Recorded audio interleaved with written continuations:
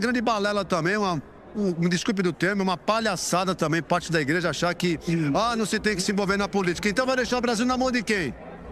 Os que servem ao capeta? Esse falou em valores morais, mas os valores morais cristãos precisam do Cristo. Como fazer isso acontecer sem o Brasil virar uma teocracia?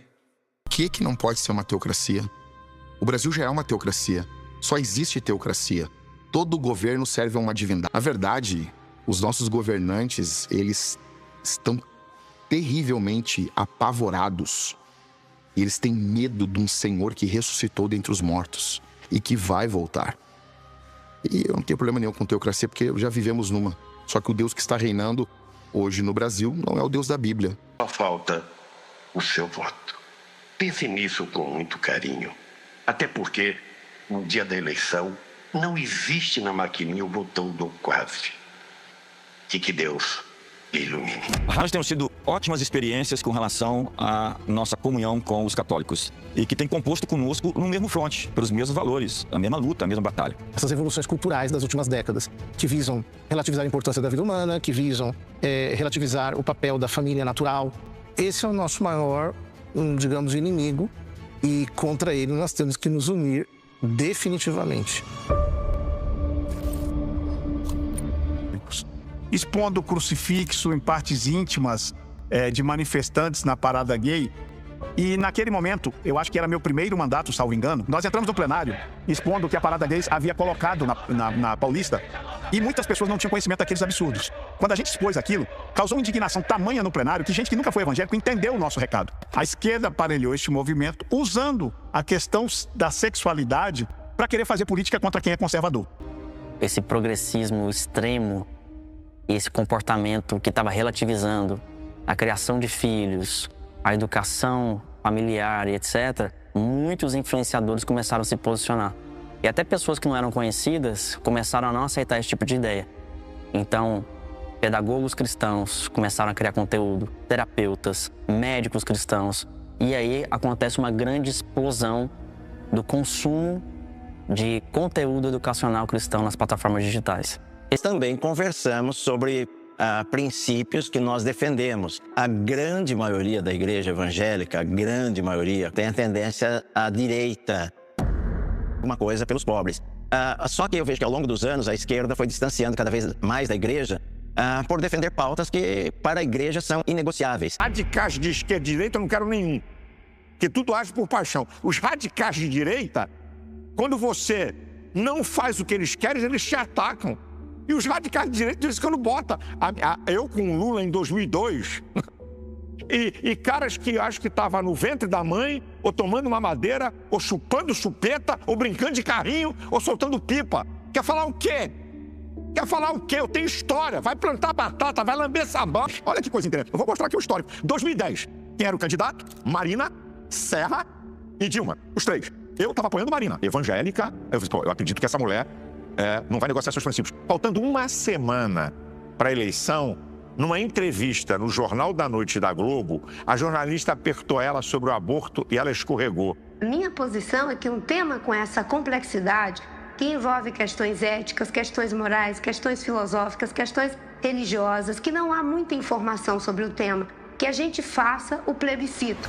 No dia seguinte, eu disse para a imprensa, pior do que o ímpio é um cristão dissimulado. Não tem meu apoio. Do marxismo cultural, escola de Frankfurt, Gramsci, e vai por aí afora, eles descobriram que não adiantava conquistar a sociedade pela bala, impor. Então é pela cultura. Se é pela cultura, nós temos duas coisas muito entrelaçadas no ser humano: religião e família. Vamos detonar essas duas coisas.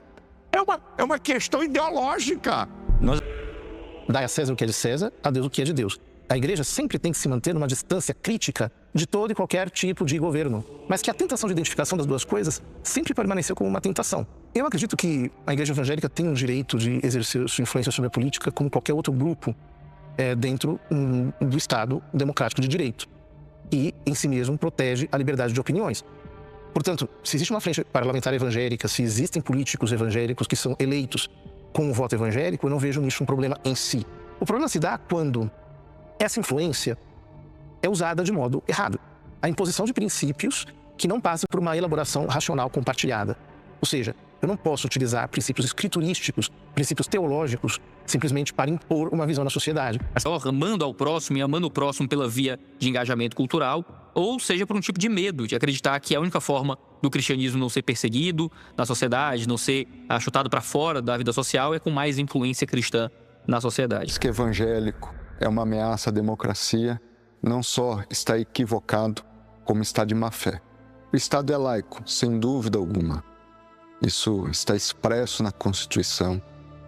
É um Estado que não é governado pela Igreja. Mas também não é um Estado contra a Igreja. É um Estado que convive com a Igreja.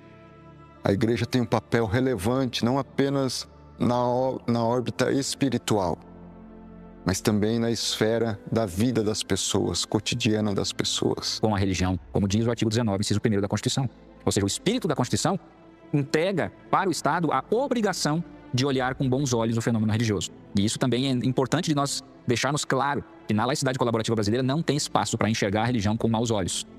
Tem como que se inserem as igrejas dentre os organismos sociais, que se inserem instituições como o IBDR, Instituto Brasileiro de Direito e Religião, que são capazes de exercer o livre papel da manifestação das suas convicções, das suas crenças, mas também das suas opiniões em temas jurídicos, em temas políticos, em temas econômicos, em temas relevantes para a sociedade.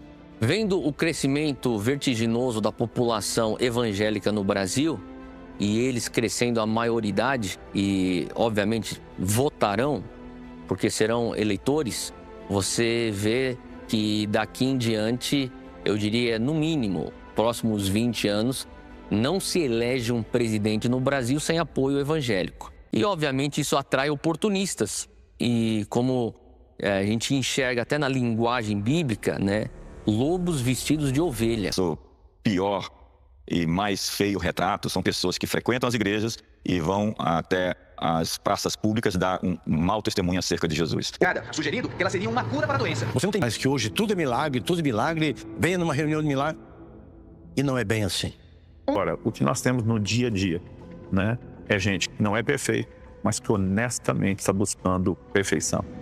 Principalmente no propósito de ser alfabetizado para poder ler a Bíblia. E isso, então, fez com que houve uma transformação também social. Qual a influência de uma igreja numa sociedade? Poderia ser medida pelo fato de que, se ela deixasse de existir, como seria a sociedade sem ela? Bem, vá no presídio. Vê quem atende o presidiário brasileiro nas suas necessidades emocionais, espirituais, quando está lá na masmorra do nosso sistema prisional, que é um dos piores do... Gostaria de levar alguém que critica os evangélicos nas milhares de comunidades terapêuticas Brasil afora. Nós temos um trabalho em comunidades terapêuticas que, se o Estado pagasse para fazer, não teria dinheiro para fazer 1/3 do que as comunidades evangélicas fazem no Brasil para recuperar dependentes químicos. A Igreja Evangélica tem feito um trabalho social no Brasil gigante e muitas vezes fazendo o papel do Estado e não sendo reconhecida como uma agência de transformação.